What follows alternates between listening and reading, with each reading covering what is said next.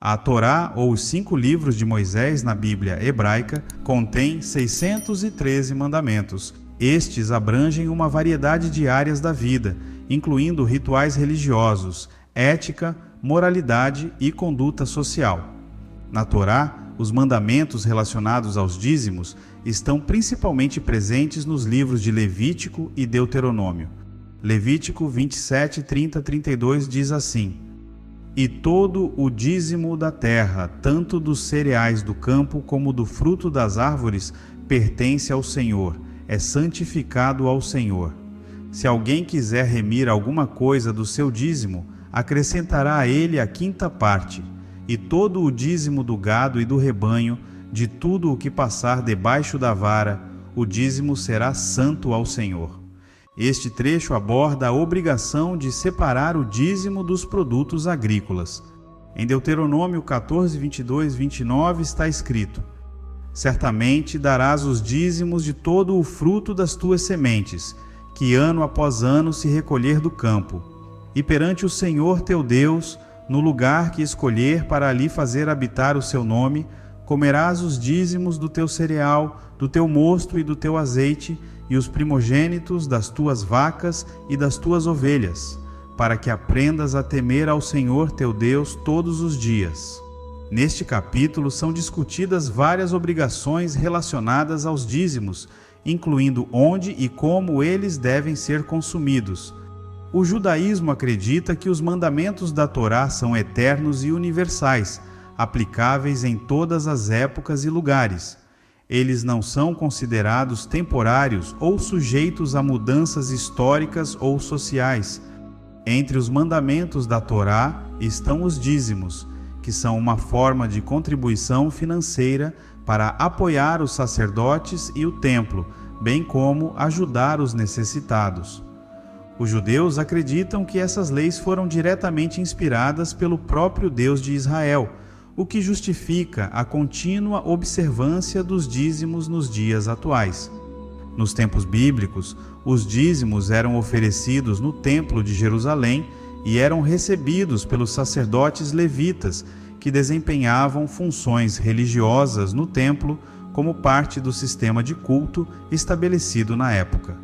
Com a destruição do templo, ocorrida em diferentes momentos da história, incluindo a destruição do Templo de Salomão em 586 a.C. e a destruição do Segundo Templo em 70 d.C., a estrutura física para a prática dos dízimos foi perdida. Durante os quase 2000 anos de história após a destruição do Templo em Jerusalém e a subsequente dispersão do povo judeu, houve uma grande miscigenação entre os judeus. Isso foi especialmente influenciado pelas perseguições e diásporas, dispersões que os judeus enfrentaram ao longo do tempo, resultando em uma mistura de linhagens e identidades étnicas. Como resultado dessa miscigenação, tornou-se difícil, ou até mesmo impossível, ter uma certeza absoluta sobre a linhagem sacerdotal de uma pessoa.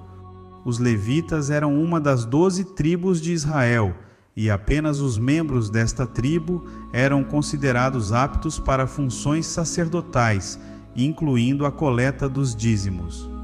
No entanto, devido à mistura étnica e à falta de registros genealógicos precisos ao longo dos séculos, não é possível determinar com certeza se alguém é descendente direto da tribo de Levi nos dias atuais. Portanto, devido a esses obstáculos históricos e contextuais, torna-se inviável cumprir o mandamento dos dízimos nos dias de hoje, uma vez que as condições necessárias para sua prática tradicional não estão mais presentes. No entanto, como os judeus compreendem que os dízimos de fato são mandamentos eternos, onde eram destinados ao Templo de Salomão, e outra parte era destinada aos pobres, órfãos e às viúvas, eles procuram então separar o dízimo como caridade. No judaísmo, o dízimo não deve ser destinado a atos religiosos, como recursos para a sinagoga ou algo parecido. Ele deve ser doado aos pobres. Contudo, quando existe a oportunidade de cumprir algum mandamento, como circuncidar o filho, ajudar a casar um casal de noivos pobres ou algo semelhante, ou ainda adquirir livros sagrados para estudar e emprestar a outras pessoas que não têm condições de fazê-lo com dinheiro próprio, é permitido usar o dinheiro do dízimo. Isso está alinhado com a preocupação com a justiça social e a ajuda aos menos afortunados na comunidade judaica. Os dízimos são vistos como uma forma de distribuir recursos de forma equitativa e proporcionar apoio aos necessitados.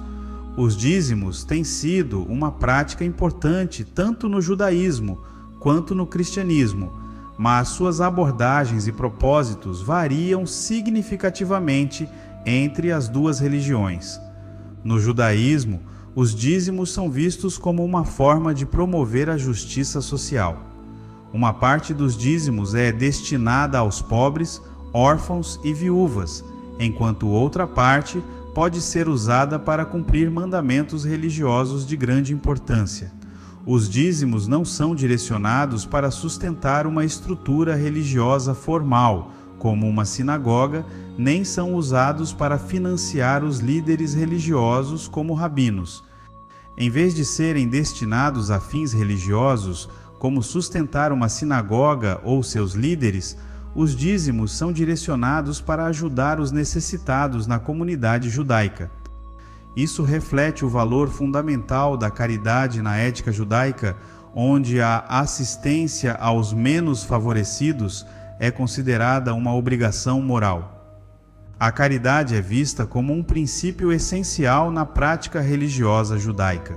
É considerado tão significativamente importante que, segundo o texto, é como se a observância da caridade seria equivalente a cumprir todos os mandamentos da Torá, os 613 preceitos da lei judaica. Isso ressalta a centralidade da caridade dentro da ética religiosa judaica. Por outro lado, no cristianismo, os dízimos são frequentemente vistos como uma obrigação financeira para apoiar a igreja e seus líderes espirituais, bem como para financiar as atividades da igreja, como manutenção do templo, programas religiosos e assistência aos necessitados. Embora algumas denominações cristãs possam também destinar parte dos dízimos à caridade e ações sociais, a ênfase principal muitas vezes está na sustentação da comunidade religiosa e suas atividades.